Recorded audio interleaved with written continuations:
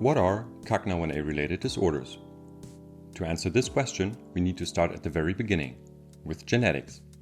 Our DNA is a set of instructions of around 20,000 genes contained within each cell of our body. Genes are the building blocks of life. They are just like chapters of construction manuals, but instead of constructing a car or a boat, genes contain the instructions for producing proteins that have different shapes and are responsible for essential functions in the body. All cells in our body contain the complete manual. However, different cells build or express different chapters at different rates. This is known as gene expression. The CACNA1A gene is expressed and functions predominantly in brain cells, specifically neurons.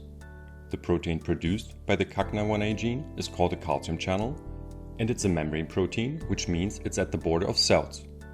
This channel, which transports positively charged calcium ions across cell membranes, plays a key role in a cell's ability to generate and transmit electrical signals and release neurotransmitters to the neighboring brain cells. Specifically, scientists have determined that CACNA1A membrane proteins are essential to the development of the brain and for the communication between neurons. In a manual, when instructions are missing, misspelled, or exchanged, the end product may end up different from what was initially intended. The same is true for genes. Small changes can be neutral, with no apparent effect, but other changes may be harmful and lead to a loss of the protein product, causing problems throughout the entire body. These changes within the coding regions of genes are called genetic variants, and they occur all the time.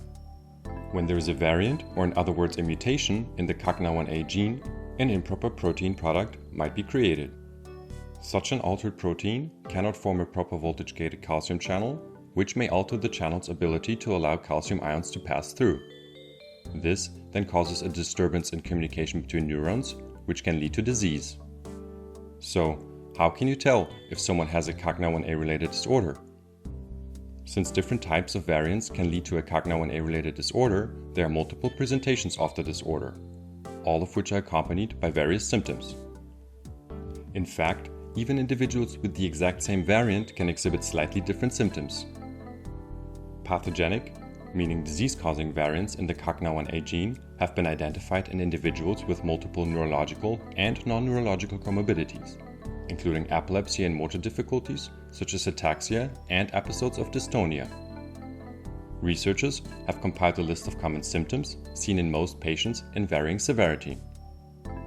Some features of CACNA1A-related disorders are relatively common and are seen in many individuals with pathogenic CACNA1A variants. Examples include epilepsy and seizures. The seizures can be severe and life-threatening, but can also be mild, such as staring spells. Other individuals may even have no seizures at all. Impairment of the brain, muscular hypotonia, that is decreased muscle tone, global developmental delays, including speech, language, and motor skills, and sometimes cognitive impairment. Also, abnormal eye movements, an early sign of neurological disease that consists of nystagmus, which is characterized through involuntary rapid to and fro movements, and paroxysmal upward gaze. Some individuals develop a condition called hemiplegic migraine. People affected by hemiplegic migraine experience episodes of severe weakness or paralysis on one half of the body, or in scientific terms, hemiplegia, along with other symptoms, such as problems with vision, tingling, or numbness, followed by a severe migraine headache. In most cases, people fully recover from these attacks, but severe attacks can also cause skill regression, brain swelling, and long-lasting neurological problems. Another kind of neurological disorder frequently seen in people with pathogenic variants in CACNA1A is episodic ataxia. Ataxia is a disorder in which muscles cannot work in a coordinated fashion to perform a certain movement. People with ataxia have difficulties walking, reaching objects, or performing fine movements. Episodic ataxia may show a period of worsening lasting from hours to even 1 day. Some affected individuals also have a steadily progressive ataxia independent of the episodes.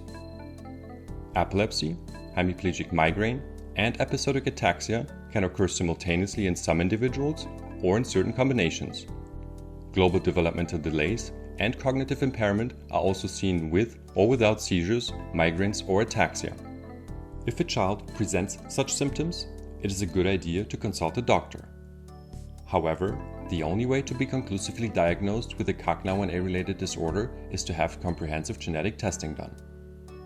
Currently, there are no specific treatment options for CACNA1A-related disorders, but some symptoms may be managed with treatment.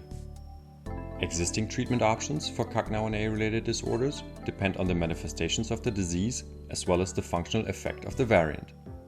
Clinicians, patients, and the families should discuss the possible treatment options and tailor the treatment according to each patient's needs.